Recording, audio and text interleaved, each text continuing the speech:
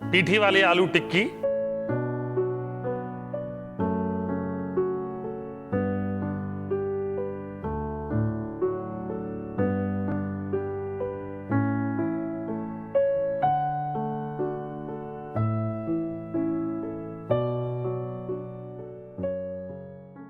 My name is Chef Harpal and you're watching me cook Peethiwali aloo tikki. Now, Peethiwali aloo tikki means, potato patties stuffed with yellow lentil. Okay, it's just fantastic and it's very, very good. Peethi is actually something which is lentil, which is fermented. Generally, people do add, Punjabi wadis that you get. They fry it, crush it and add. I'm making it with fresh yellow lentil. So what do you need to do with fresh yellow lentil is water boiling here, 1 teaspoon of peppercorn. Into this, I've got about half a cup of yellow lentil that is soaked in water for about an hour. It doesn't take too much time for yellow lentil at least. Now to this water, turmeric 1/4 teaspoon, let it boil. Salt to taste in here, very important, so that the lentil absorbs the salt while it's boiling. So lentil into the water. Now, the yellow lentil that I'm boiling, I will not cook it completely. I will have the grains intact yet soft. And that's what I want so that it's easier to stuff inside a potato patties. So while this lentil is being boiled, what I'll do is, in a bowl, take the boiled potatoes. I've got about 4 potatoes boiled, large ones. Add some chopped ginger, 1 teaspoon of chopped ginger, not too much. Green chilies, 2 green chilies chopped, and cornstarch, 2 tablespoons, and roughly about 1 tablespoon of refined flour. So that's what has gone in. Mix this up completely. I'm not adding salt. Why? Because if you add salt, then the potatoes generally ooze out water. And this mixture, it kind of becomes difficult to handle. So no salt in this. That's why when you see on the charts, people who make charts on the street sides of India, various cities have this. What happens? They fry the potato, it's nice and crisp. And we always think why the potatoes that we do at home is never so crisp. So either you increase the binding, even if you add salt, and serve it with a great chutney. So the Chaat guys, they make a nice crisp tikki, they flatten it and add a lot of this chutney and the spice powder, which is generally chaat masala or their own spice powder. Now this is ready. Here you see, nicely ready. So keep it aside once ready. Now the lentil. Here is the lentil. Have a watchful eye so that the lentil actually does not become a dal, as we say in India. It needs to be grainy. The grains need to be intact and yet they should be soft. Boiling about 3 to 4 minutes. The lentil is done. Close the flame and drain it. The lentil is now drained, soft. That's what it should be. And you see, the grains are still separate. Nice color, bright and yellow because of the turmeric. Not yet over. Now, to this pan, 1 tablespoon of oil into this. 1 teaspoon of chopped ginger is what I'm going to saute. And I'm also going to add some hing to this mixture inside, okay? A pinch of hing. Ginger and hing in here and the lentil. Quickly add some dry spices to this. I want it nice and spicy. Half a teaspoon of chili powder, some chaat masala, little more than half a teaspoon. You can always adjust if you want to. Fennel powder, saunf powder, 1/4 teaspoon ground saunf powder. That's what you need to add in this. And juice of quarter of lime, that's gone in. Salt to taste, little bit salt. You need to check the dal before you add the salt. So if the dal has salt, not too much of salt needs to go in. So now this is ready. Wow, look at this. I'll kind of cook until I see no moisture because the dal has some moisture. So I'll cook until the dal has no moisture. Some mint leaves, 8 to 10 of the leaves, I'll chop and add to the lentil. Wow, look at this now. Now it's almost complete. So what I'm going to do is remove it in my bowl. Now the peethi is ready now. This is what is the peethi. Some people, what they do is they also smash the dal.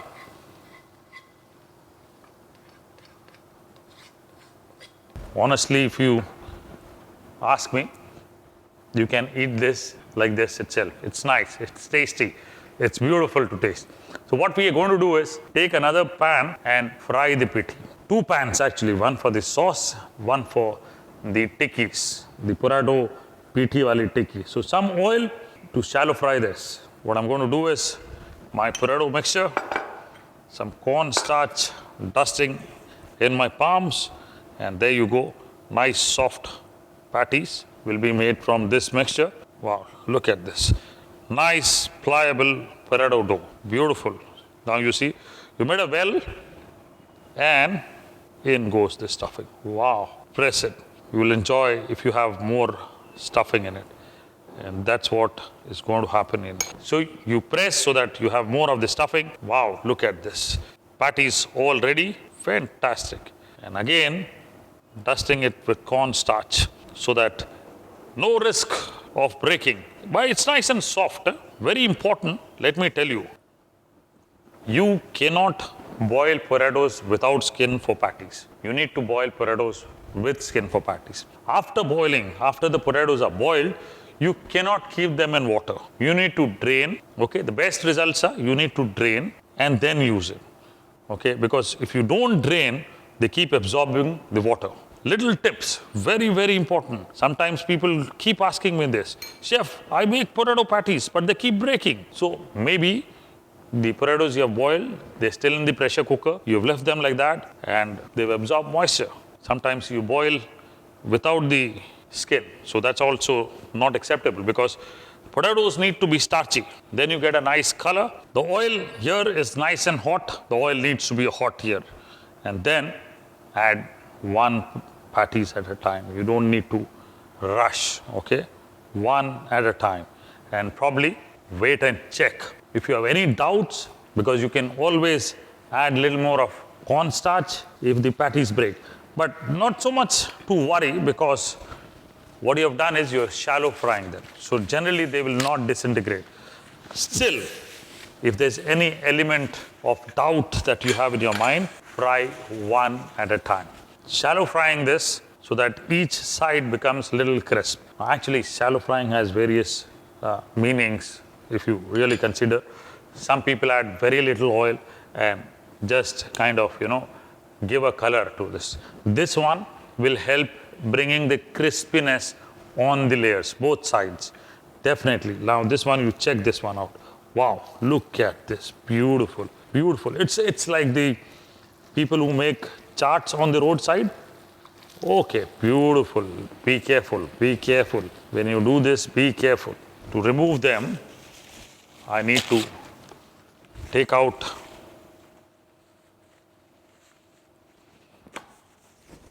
in a tissue paper. And what's happening is, you see, they're not completely deep fried. You still find a layer in between, which gives you that creamy texture. So there you go. I'm taking this out. Wow, look at this. Beautiful. Let me make this sauce for you quickly. Now, sauce is also pretty simple, okay? What I'm doing here is, I'm just taking a pan, chili flakes, some oil, not too much, very little ginger. You can avoid it if you want to. And you need to cook this up. While this thing gets ready, take my plate in here. Ooh, beautiful, beautiful. Look at this. Nice and soft, creamy, absolutely beautiful. Now, you can just serve them like this with the sauce of your kind. If you want tomato ketchup, you want any kind of sauce that you have in your house, green chutney, sweet chili sauce, any kind of Chinese sauces, Szechuan, please go ahead and do it. Now, this one is a quick sauce here. Ginger, chili flakes. Close this mixture at this point of time, the fire at this point of time. I'll add some honey and quickly some red chili powder just to bring in color, and of course the spiciness. Chaat masala to this. Half a teaspoon. And a little bit of lime juice just to get the tang. Now here, beautiful. Now this is ready. I'll heat it again sometime. Little thickness is what I require. You can add cornstarch to this if you want to. I'm just keeping it like this. The principles of Ayurveda, of course, say you can't cook honey. I see Chinese people cook honey when they make honey spare ribs and all that. This one is ready. Close. Take the sauce, dab it all over.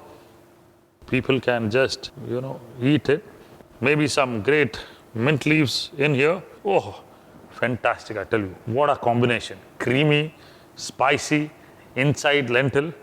It can't get better than this. So, Peethiwali aloo tikki is what I've taught you. You now become the master chef at home. Do it for your family, friends, and everybody. Everybody's going to love it.